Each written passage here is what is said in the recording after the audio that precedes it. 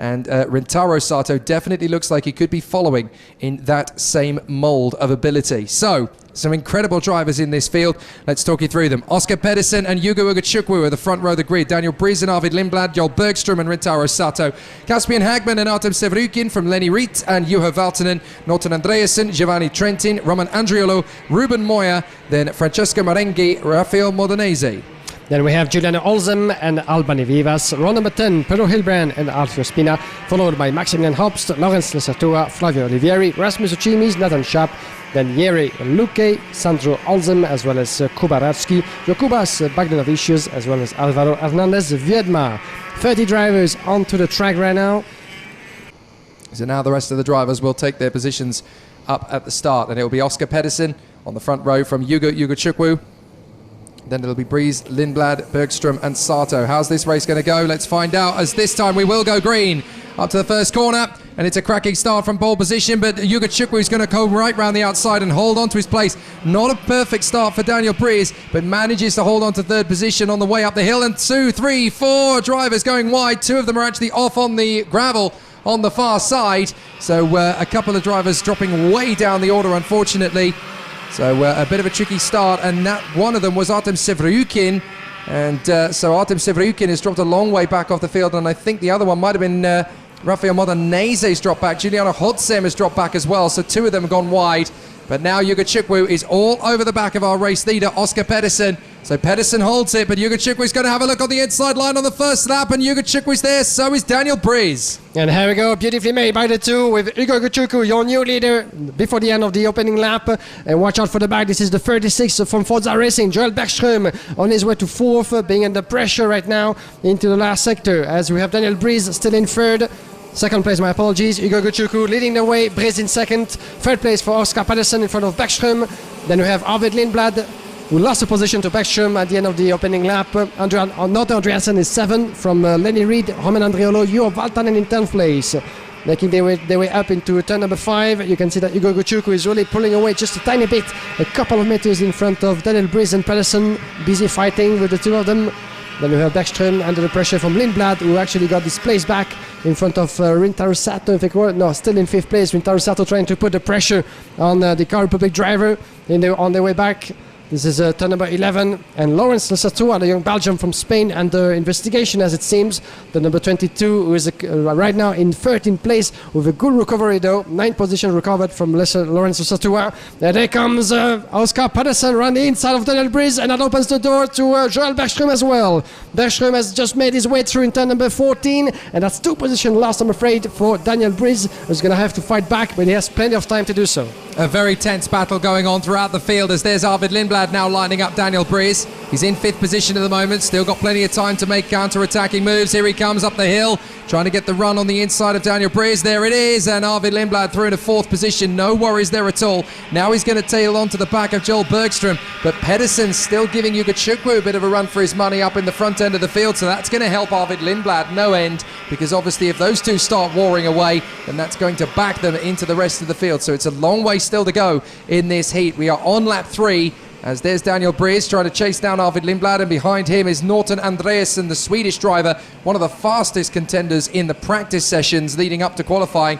Didn't get the lap he wanted, but the Super Swede is looking pretty rapid here at the moment. But Oscar Pedersen, there he is, the 66, all over the back of Hugo Ugachukwu in the KART Republic number 7. Ugachukwu having to be defensive in the 3rd and final sector as he hangs on here in front of the Swede Oscar Pedersen. His countryman Joel Bergström is now lined up there in 3rd position in the Forza Racing, in front of Arvid Lindblad, who is now trying to chase them down, but he has to be patient. He's got plenty of time to make this move count.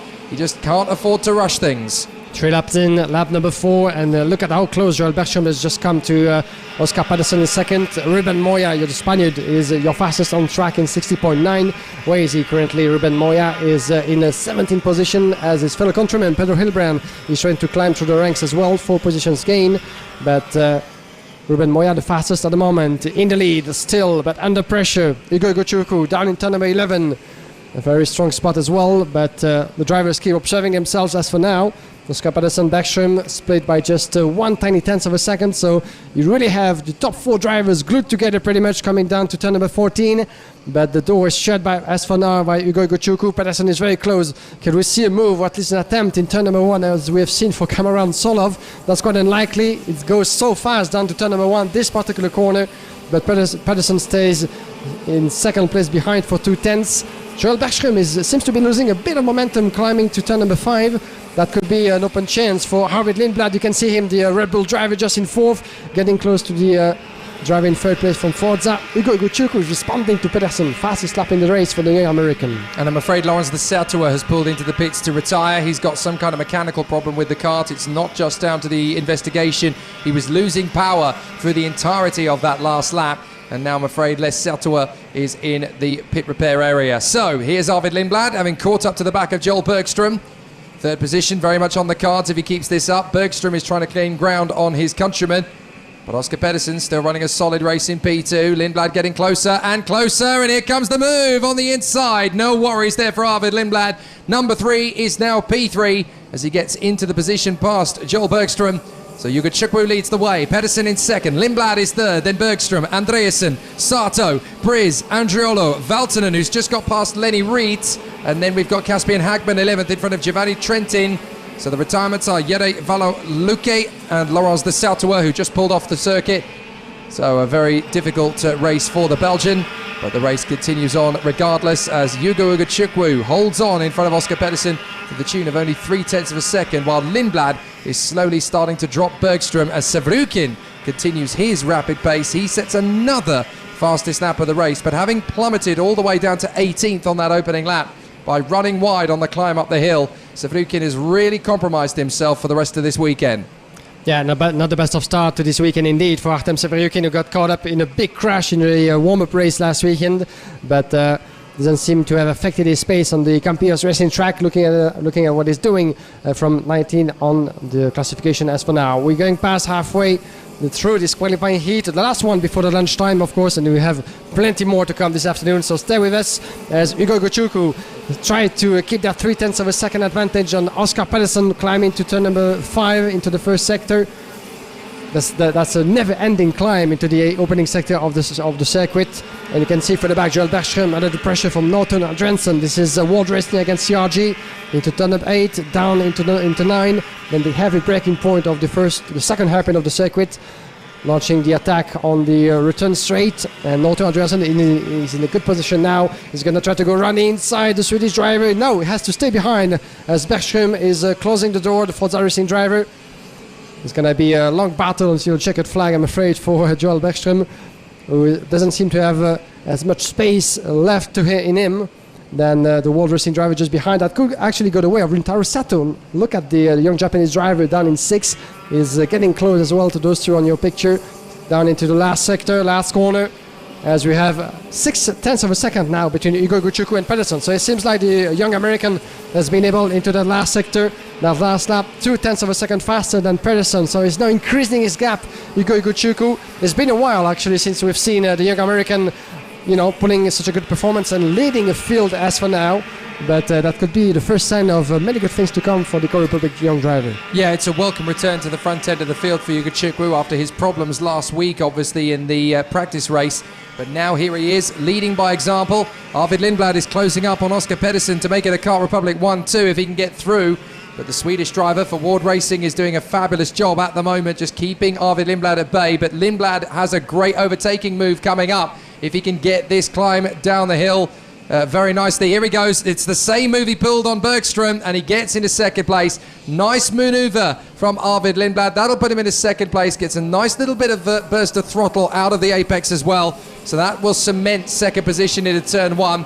And that gives Lindblad a lot to do. He'll be happy with that. 2nd position isn't quite enough for a racing driver, but a 2nd position nonetheless will give him very much enough battle and momentum to work with. That's exactly what Harvey Lindblad needs to do, actually, because last weekend in practice race he was stuck within the midfield after a very difficult qualifying, and he wasn't able to climb as much as he would have liked in preparation to this event. This time around, better qualifying, that's for sure, but he seems to have the pace and the conditions that go with it actually to climb. That's what he's doing. He's now in second place, on equal terms to Rafael Camara on the race before, but Nikola Tsolov has one win in the bag. Hugo Gochuku could be one of those young contenders that we didn't see coming, that could actually have his word to say in the battle for the world title. Very hard to put your finger on one name in particular, obviously, as the weekend is only getting started, but we can only look forward to see how it's going to play along, as we're about to come close to the conclusion right now of this qualifying heat. This is the final lap for Hugo Gochuku, 1.1 second for the young American in front of those two.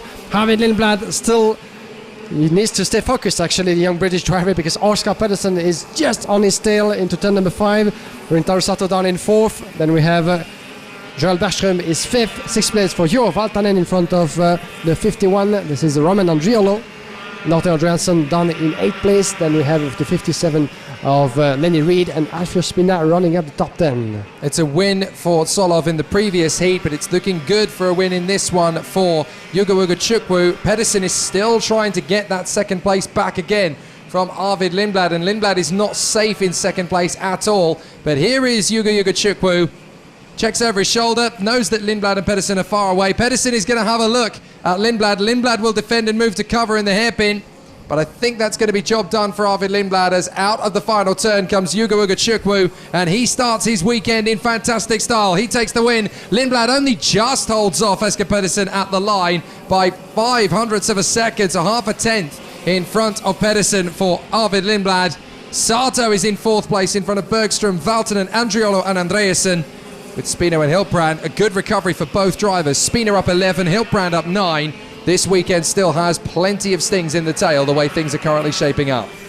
Yes, indeed. As outside of the top 10 of this race, 11 for Lenny Reed. That actually saw Pedro Hilbrand getting ahead of him in the last lap. Daniel Breeze falling down to 12, unfortunately, for the young Spaniard who was starting from the row number 2 on the grid.